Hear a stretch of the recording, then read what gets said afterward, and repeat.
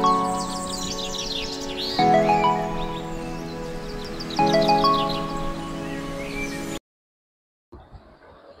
Morning কাছের বন্ধুরা, ঋতু ফ্যামিলিতে তোমাদের সবাইকে স্বাগত। তোমরা সবাই কেমন আছো? আশা করি তোমরা সবাই খুব ভালো আছো, আমিও ভালো আছি। তো সকাল সকাল উঠে আজকে বিছানা থেকে বসেই ব্লগটা শুরু করলাম। প্রচুর কাজ রয়েছে, তো জানি না এখনো আসবে কিনা নমিতা, নাহলে সব কাজ নিজেকেই করতে হবে, শপেও যেতে হবে। চলো সঙ্গে থাকো, দেখো সারাদিন কীভাবে কাটাই সবটাই তোমাদের সঙ্গে শেয়ার করবো। চা বসিয়ে দিয়েছি, চা আর লিকার চাটা হয়ে গেছে, ঢাকা দিয়ে রেখেছি। আর এখানে হচ্ছে দুধ চা। চা কাপে ঢেলে নিয়েছি, চা খেয়ে নিই। এই দেখুন, এটা মেয়ের আর আমার চা।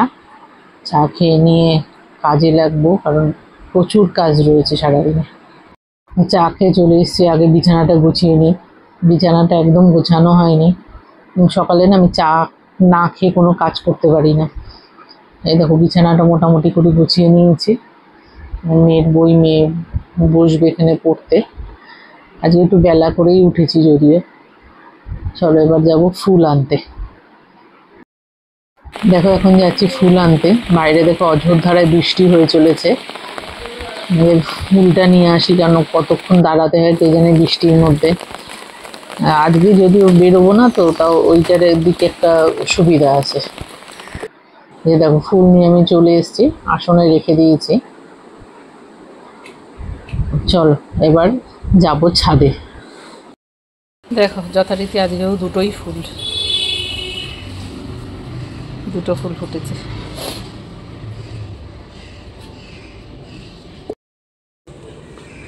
দেখি এবার টগর গাছে কটা ফুল ফুটেছে।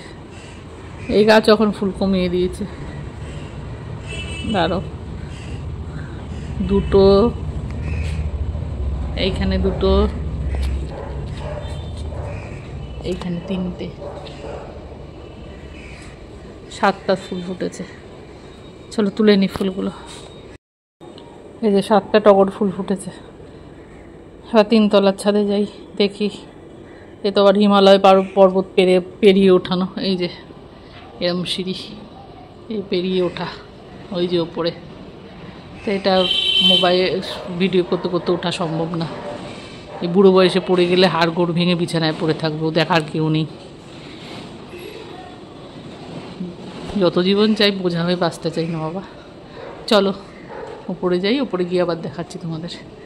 আছে একটা হয়েছে, রাজটগরগুলো সব মরে গেল। এমন বৃষ্টির জল, অতিরিক্ত বৃষ্টিতে না কালো কালো হয়ে আর ফুটলো না। এই গাছে একটা, বাবা কি গরম, পাটা আমার পুড়ে যাচ্ছে। এদিকে হয়নি কোথাও, আর বেশি ফুল হয়নি। এখানে এই গাছটায় দুটো হয়েছে, এই একটা, এই একটা, আর এই গাছে আবার 5টা হয়েছে। চলো ফুলটা তুলে নি, খুব রোদ, তুলে নিচে যাই।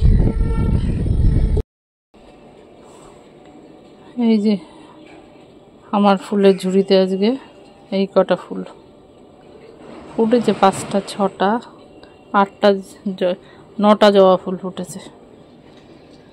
চল হয়ে যাবে আমার সব ঠাকুর, আর কেনা ফুল তো আছেই। চলো নিচে যাই, দেরি হয়ে গেছে, শপে যেতে হবে। এখন আমি আর বিটু ব্রেকফাস্টে বসেছি। বিটুই মেখেছে মুড়ি আর চানাচুর আর চা। আজকে ছুটির দিন, তবু অনেকটা দেরি করে উঠেছি, আর ব্রেকফাস্ট বানানো আজকে কিছু সম্ভব না, কারণ রান্নাও করতে হবে আমাকে। চলো ব্রেকফাস্টটা করে নিই, তারপর রান্নায় যাব। এখানে হচ্ছে আলুর চিপস, ডাল হয়েছে, সেটা তোমাদের দেখানো হয়নি, মানে এত কাজের চাপ পড়েছে না, ভিডিও করতেই ভুলে যাচ্ছি। আর এদিকে হচ্ছে বোয়াল মাছ। এই দিয়েই আজকে লাঞ্চ সারবো।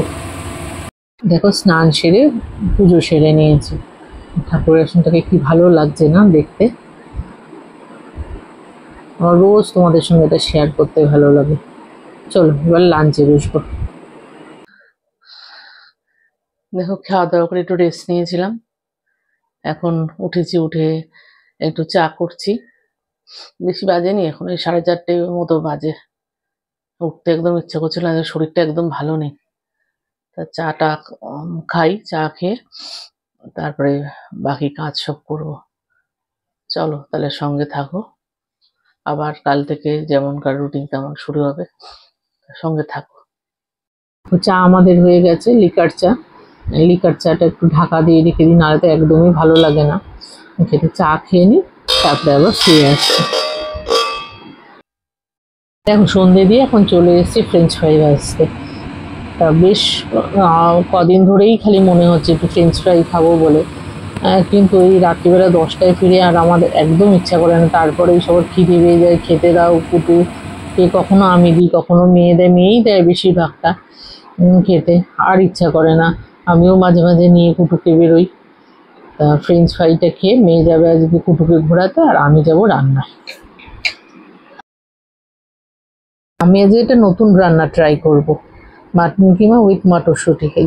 তার জন্য নিয়েছি আদা পেস্ট, রসুন পেস্ট, কুচানো পেঁয়াজ, আর মাটনটাকে কিমা করা, এটাকে গরম জলে ভালো করে ধুয়ে নিয়েছি। তোমরা চাইলে সেদ্ধ করেও নিতে পারো। আর যেহেতু মটরশুঁটি তো লাগবেই, মানে কিছুটা হাফ বাটি মতো মটরশুঁটি নিয়ে নিয়েছি। চলো তাহলে রান্নাটা শুরু করা যাক। আগে একটা প্যানের মধ্যে প্যানটা ভালো করে গরম করে নিতে হবে। এর মধ্যে 1 চামচ বাটার নিয়ে নিয়েছি। এটা বাটার ঘিতেই মেনলি হয়, তোমরা চাইলে সাদা তেলেও করতে পারো। এটা বাটারটা ভালো করে গলে গেলে এর মধ্যে দিয়ে দেবো গরম মশলা। গরম মশলাটা দিয়ে বেশ ভালো করে নাড়াচাড়া করে নেবো। বেশ একটা সুন্দর গন্ধ বেরোলে এর মধ্যে দিয়ে দেবো আগে কুচানো রসুন। কুচানো রসুনটার কথা তোমাদের আগে বলতে ভুলে গেছিলাম। কিছুটা রসুন কুচানো লাগবে, 6-7 কোয়া মতো রসুন কুচানো, কারণ আমার এখানে 600 গ্রাম মতো কিমা আছে। তো এই রসুনটা দিয়েও খুব ভালো করে ভাজা ভাজা করে নিতে হবে। সুন্দর একটা গন্ধ বেরোবে, গন্ধ বেরোলে তারপরে এটার মধ্যে দেব পেঁয়াজ। পেঁয়াজটা দিয়ে এটা খুব ভালো করে অনেকটা সময় দিয়ে নাড়াচাড়া করে একদম বাদামি রং করে ভাজা ভাজা করে নিতে হবে। পেঁয়াজগুলো আমার বাদামি করে ভাজা হয়ে গেছে। এরপরে দিয়ে দিচ্ছি আদা আর রসুনের পেস্ট, দিয়ে এটাকে আবার খুব ভালো করে নাড়াচাড়া করব। কাঁচা মশলার গন্ধটা একদম, মানে আদা রসুনের কাঁচা গন্ধটা চলে যাবে। তারপরে এর মধ্যে একে একে সব মশলা যোগ করব। ঘরে যেসব মশলা সবসময় থাকে সেগুলো দিয়ে আমি করেছি। হলুদ গুঁড়ো, জিরে গুঁড়ো, ধনে গুঁড়ো, গোলমরিচের গুঁড়ো, গরম মশলার গুঁড়ো, আর দিয়েছি জয়িত্রী জয়ফলের গুঁড়ো, আর লাল লঙ্কার গুঁড়ো, আর কাশ্মীরি লঙ্কার গুঁড়ো। তো এগুলো দিয়ে আবার মশলাটাকে খুব ভালো করে কষে নিতে হবে। মশলাগুলো তো আমার একে একে সব দেওয়া হয়ে গেছে। এবার খুব ভালো করে মশলাগুলো মিশিয়ে নেব। খুব ভালো করে ভাজা ভাজা করে নিতে হবে, তাহলে তোমরা বুঝতে পারবে, তখন কাঁচা মশলার গন্ধটা চলে যাবে, দিয়ে একটা সুন্দর গন্ধ বেরোবে। তখন তোমরা এর মধ্যে একটু মটন কিমাটা দিয়ে দেবে, দিয়ে মাটন কিমাটার মশলার সঙ্গে ভালো করে মিশিয়ে নেবে।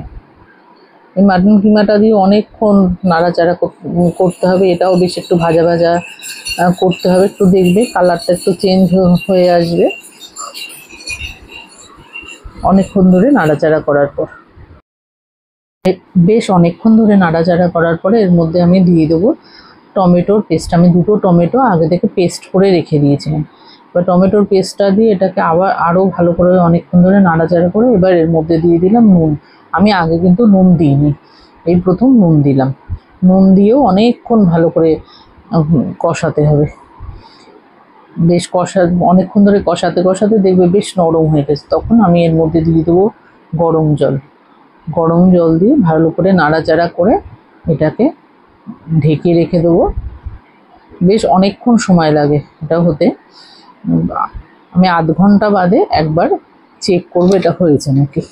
চলো তাহলে থাক, এটাকে ঢাকা দিয়ে দিই, ঢাকা থাক।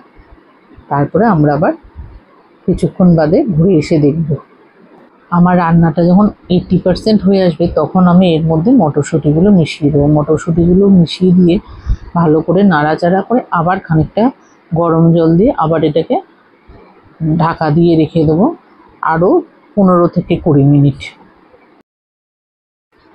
দেখো আমার রান্না কমপ্লিট, আমি সার্ভিং প্লেটের মধ্যে ঢেলে নিয়েছি। দেখা যাক এবার সবাই খেয়ে কি বলে। দেখো এখন সার্ভ করে দিয়েছি, গরম গরম মাটন কিমা উইথ মটরশুঁটি আর রুমালি রুটি। এটাই আজকে আমাদের ডিনার।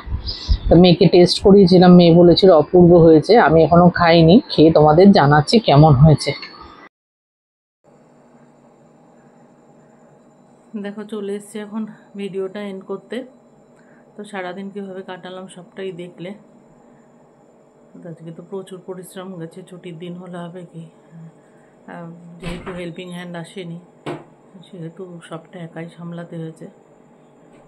তো চলো আজকে এই পর্যন্তই থাক। আজকের ভিডিওটা যদি ভালো লেগে থাকে তাহলে অবশ্যই লাইক, কমেন্ট অ্যান্ড শেয়ার করো। আর কাছের বন্ধু অদিতি চ্যানেলকে বেশি বেশি করে সাবস্ক্রাইব করো, পাশে থাকা বেল আইকনটা অন করো, তাহলে নতুন নতুন ভিডিওর নোটিফিকেশন তোমাদের কাছে আসতে থাকবে। ভালো থেকো বন্ধুরা, গুড নাইট, আবার দেখা হবে নেক্সট ব্লগে।